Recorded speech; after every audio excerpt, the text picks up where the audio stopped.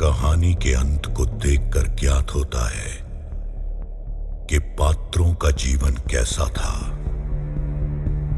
मनुष्य का अंत बताता है कि उसका जीवन कैसा था। वो अच्छा था या बुरा, देवता था या दैत्य, राम था या रावण।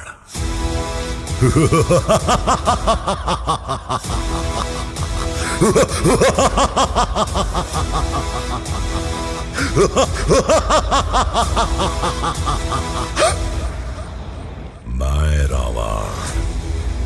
मेरी कहानी का अंत तो आप जानते ही हैं, पर आज मैं आपको सुनाऊंगा कहानी शुरुआत से, क्योंकि मेरा अंत मेरे जीवन का एक हिस्सा मात्र है, मेरा जीवन नहीं।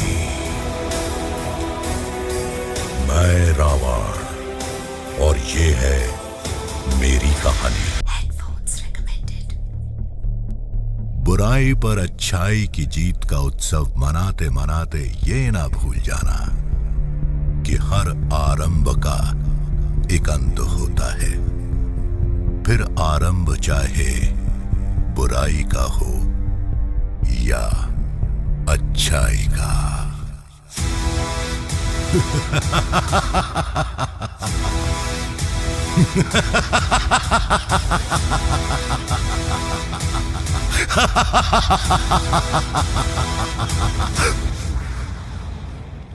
आज वही दिन है जब पूरी सृष्टि बुराई पर अच्छाई की जीत का महापर्व मना रही है। आज के दिन सभी को बेसब्री से मेरे अंत की प्रतीक्षा रहती है। प्रत्येक वर्ष मेरे पुतले को फूंक कर उत्सव मनाने की तुम्हारी इस आदत पर मुझे उपहास आता है। मेरे अंत पर ताली पीटने वाले इस बात से अनजान है कि काल के चक्र से कोई भी अछूता नहीं रहा है। ना मैं रहा, ना तुम रहोगे।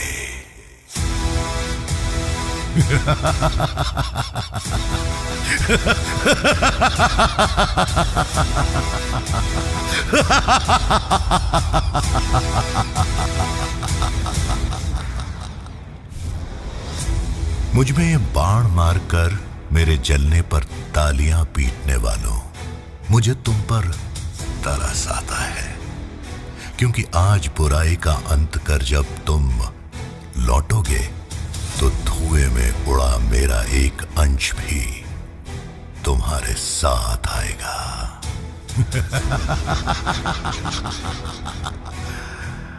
रावण को प्रत्येक वर्ष तुम मारते हो, पर कलयुग वासियों, उस रावण का क्या करोगे जो तुम्हारे भीतर रह जाएगा? वो रावण कभी ना मर पाएगा।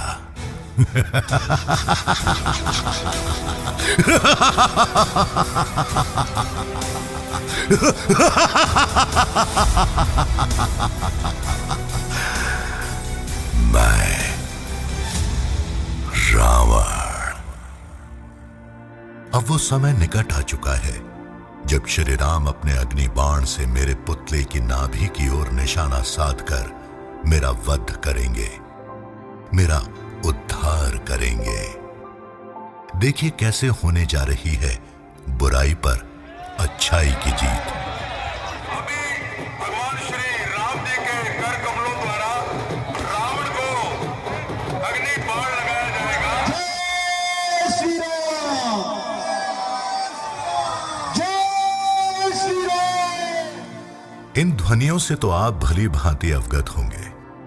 ये वही जयकारे हैं, वही नारे हैं जो आप प्रत्येक वर्ष विजयदशमी अर्थात दशहरे के दिन सुनते हैं, मुझे प्रत्येक वर्ष चलते हुए देखते हैं, मेरी मृत्यु का आनंद लेते हैं, क्योंकि आप इस कहानी का वो अंत जानते हैं जो अभी तक आप सदियों से सुनते आए हैं, जो अभी तक आप देखते आए हैं।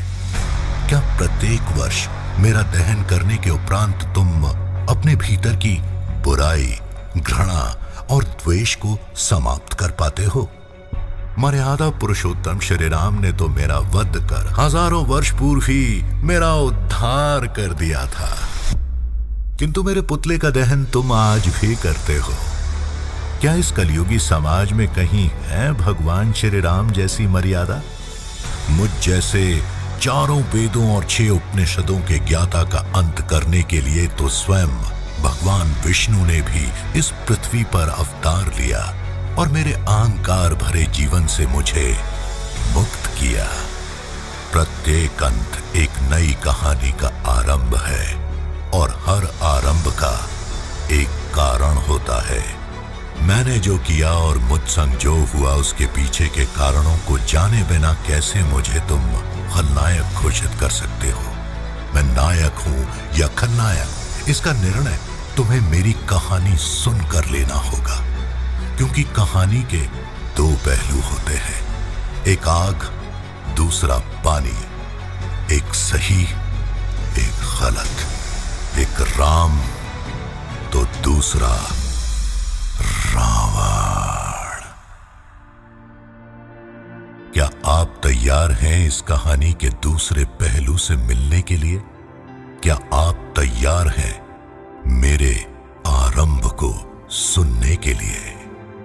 जब अत्यधिक अहंकार मन के भीतर भर जाता है, तब समस्त ब्रह्मांड पर विजय प्राप्त कर लेने वाला भी पराजित हो जाता है। किसी भी कहानी का सदैव यही नियम रहा है कि बुराई पर अच्छाई की जीत होना निश्चित है। अच्छाई को प्रत्येक जीव नतमस्तक होकर प्रणाम करता है, उसका स्वागत करता है, किंतु बुराई को तो हम केवल बुराई ही समझते हैं। बुराई के पीछे का कारण कोई भी नहीं जानना चाहता। यह अनिवार्य तो नहीं कि जो आप सुनते हैं केवल वही संपूर्ण सत्य हो।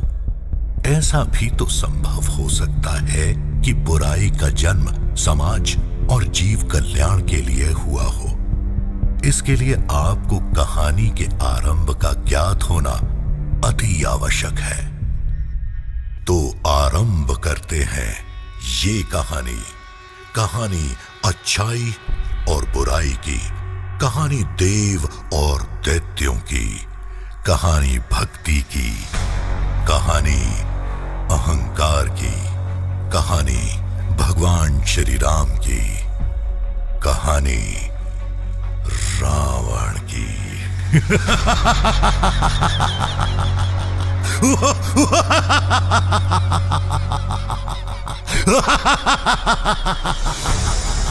मेरी इन भुजाओं ने स्वयं कैलाश उठाया है।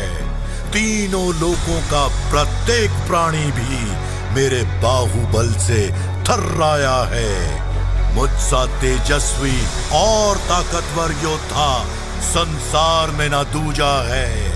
शीशों को अपने काट काट कर महाकाल को पूजा है। मैं वो रावण हूं, लंकापति रावण, दशानन रावण।